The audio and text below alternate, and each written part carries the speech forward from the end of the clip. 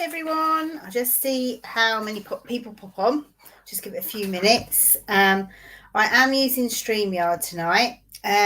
So if you want to leave any comments, you can do, but you will have to click on the stream line and then and let StreamYard use your name, and then I can see who's on and I can answer anything that you'd like me to answer. So Tonight's live is more about helping your apprentice or one of your team members, if it's not an apprentice within your business, to build a business within your business. And whenever I mention that to salon owners, very often one of the things they seem to be concerned about is that if they help them build a guest list, that they're going to build that up and then disappear to another salon with that list. Now, in my experience, depending on the type of person, if you get the first part of your business right, which is getting your values down, what you expect from somebody, making sure they fit in with your values, and one of mine is honesty, and you'll know very quickly if somebody isn't an honest person. And then the people that actually are loyal to you, that will stay with you long term.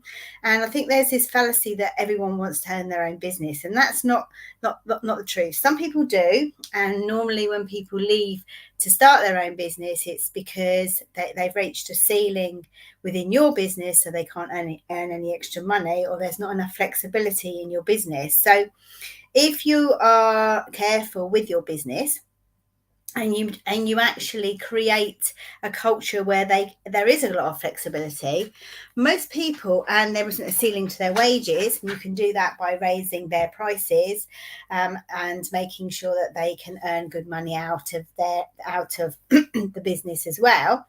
You will often find that people will stay with you. It's more a case that when people leave, it's because they feel unappreciated, or like I just said earlier on, they've reached a ceiling and they can no longer earn the money that they need to earn to be able to support their families. And this is the same with apprentices. And I often find that people say, oh, I trained her up and then she went off. But my first question would be to those people, how much were you paying her? Because most people like to stay in the same place because they like the community, the team, and they like to be around people that they feel comfortable. So it's really important that you teach them right from the beginning how to build up their clientele or their guest list so that they stay with you. And you do it exactly the same as if you were helping them to start their own business. So for instance, the first thing I always do, and we also do that with our apprentices that start with us, is we get them to fill a book which is called The Dream. And in The Dream is basically what they want to achieve. So it's creating a vision of where they want to be. And that can be all sorts of things, a little bit like what you would do when you very first started your own business. You could do a vision board. So you could put lots of different things on there that they want to achieve in the next 12 months, the next 2 years. So I often find young people will put things like cars, moving out of home, moving out of their parents, all that type of thing. So once you know that's what they want to achieve, and then you create this vision board with them, it's very easy, much easier to motivate them. And we have a book called The Dream, which they work through right from the beginning, so you know what their motivations are. The next thing is really asking them what their values are as a person. If the values, if they respect integrity, honesty, they've got passion for learning things, they want to be developed, all those things are important to them. As long as you provide them as a business within your business, they're likely to stay with you for a very long time, because really and truly, most people like security. And although a lot of them will go off and be self-employed at some point, normally when they have children, when they come back, because they need the flexibility around their children, a lot of people might not. And, in our sector at the moment, the hair and beauty sector, there's 50% of people are self-employed and 50% are employed. So there are still people out there that want to be employed. And it's just like I said earlier, making sure that they can achieve what they can achieve in your business rather than going elsewhere. So the next thing I do with them is I help them set goals. So I look at what they want to achieve. So I'll give you an example of some of the things I did do. If I have a young person that wants to move out of home, just for instance, we look about what she is actually earning at this point in time and what she would need to achieve to be able to do that. And then we look at how so I have like a sliding scale depending on where they are in the business and what business they're bringing into my business. And again, like I said earlier on, making sure that you raise their prices as they get busy. So once they're filled up in their column, so if they're 70% full, then I would then take them to the next wage, the next bracket of prices. That way they're going to be able to go to the next bracket of commission if you pay commission. So we look at what they want to achieve, we sit down and we work out what that would take to get there. Then it's very easy when you're sitting doing the one-to-ones with them that you can get them to see that they can achieve that. Obviously, this all comes after their first initial lot of training. So if once they're doing shampooing, conditioning and blow drying, that's something that I would set them the next goal. And I know some salon owners, which I'm sure will come in and speak in here at some point. One of the salon owners I used to speak to quite a lot, who had her own salon, she used to have a blow dry club. So you can do that, or you could have a nail club. There's so many different schemes that you can use to get them up and running. Then the next thing is to do, once they're really coming along with their training and they're doing clients, the next thing is to look at writing them a plan out of what they need. So basically, what do they want to niche down in? What thing do they really love doing? So say for instance it's colouring, or they really love doing cuts. What if they're a hairdresser? If they're a beauty therapist, do they love doing facials? Look at the things which I would call, which are the more expensive treatments that they can bring in and with the less time. So waxing, if they're a beauty salon, lashes is a really good one, because if you specialize in eyelash extensions, you can put the prices up and people will pay them once they feel that they are somebody that they like and they trust, because people don't just come into the salon just to have the treatments. They come in for the person that's in there. So what I do is I get them to write a plan about what they want to do, so whichever they want to niche down is, and then we look at around our area the strengths that they have, so the weaknesses that they may have that they need to improve, the opportunities in their area. So for instance, if there's a wedding shop near where we are, is there something that we can do alongside them? Is there a local cafe that goes in there where they can attract people? Can we go into schools and do some kind of like colleges or something like that, where we can give them a discount for coming into us or not a discount, but they'll get something extra if they come in. And then we look at the threats. So we look at the competition. Is there lots of people around there doing those things? Then the next thing we do is we plan an advertising strategy. So how are they going to get those people through the door? How are they going to approach people on social media? So it may be a case of putting them on an Instagram course. It could be putting them on a Facebook course. I know there's a lot of really good people that specialize in them. I can name just a few. I think there's Viv that's been in here. She does a fantastic Instagram course for salons, and I would definitely be promoting her as somebody that I would go to if I was a salon. But there's lots of people out there.